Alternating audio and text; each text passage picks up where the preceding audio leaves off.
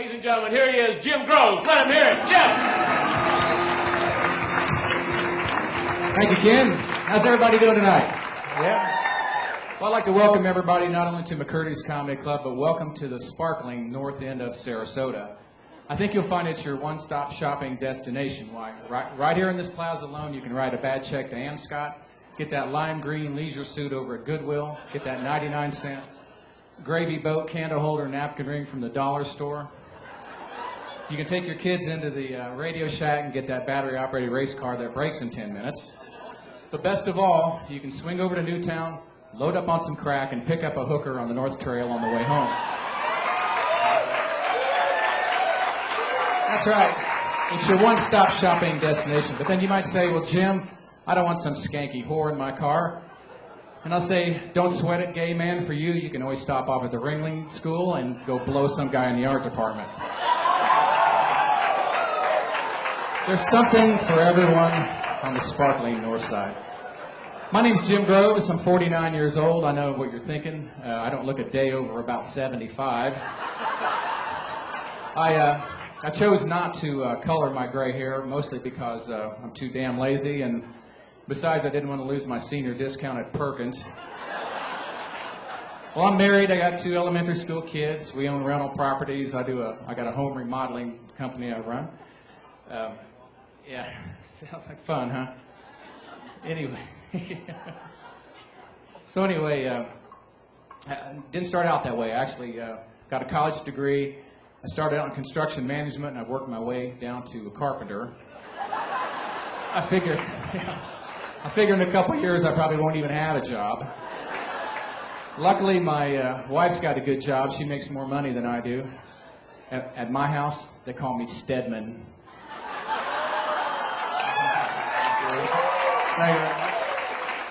Well, you're probably wondering why a guy like me is up here trying to do a stand-up comedy act. Well, the whole thing was my wife's idea. One afternoon, I asked her if she'd like to make a live sex video with me. I said, let's make a dirty movie. You can be Paris Hilton, and I'll pretend I'm that guy with a big schlong. She said, yeah, that's real funny, buddy. You ought to be a comedian. So.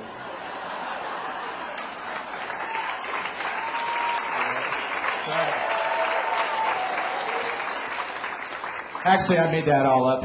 She made the movie. Right. Well, listen, how many dads do we have here tonight? By applause. How many dads? Okay. How many of you actually participated in the birth of your child? Yeah? Did you guys take the classes? Did you see the movies? Did you do that whole thing? Yeah? Yeah? Okay. How many of you guys were disappointed in the breastfeeding film? How many of you thought they should have had one of the Hooters girls do that?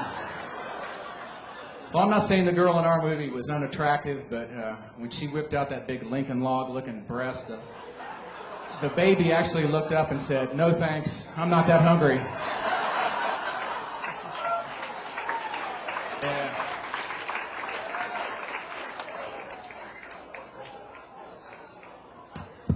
Yeah, we got that fixed up. Quality stuff here at McCurdy's.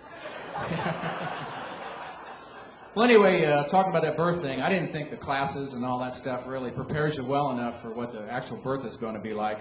I had no idea it was going to be such a bloody mess. There was just blood all over the floor, the doctor. It was hell. I go, are we having a baby or slaughtering a pig?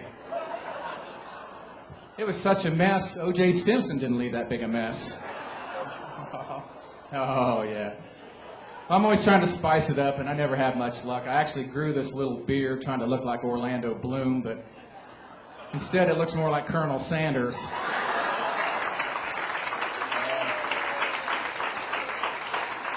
So instead of wielding a sword, I'm now carrying around a bucket of chicken. I guess I'll never make a pirate movie, but hell, at least sex in our house is finger-licking good.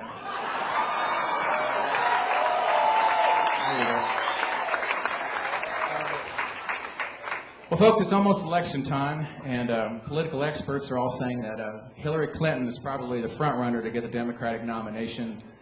And if the election were held today, she could well be our next president of the United States. Now, I find that a little disturbing, not because I'm afraid of a strong woman, but I'm scared of any woman that's got bigger balls than I do. Yeah. And I think if you were to look underneath that plus-size businesswoman pantsuit of hers, you'll find a big set of balls hanging there. And I'm not sure whether those are hers or the ones she took away from Bill after he got his ass impeached. Yeah.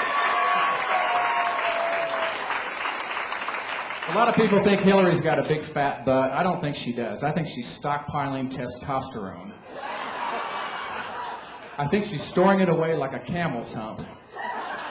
And inside that hump is this burning, raging inferno of testosterone magma that's just waiting to erupt and fuel her bid to someday be our commander-in-chief.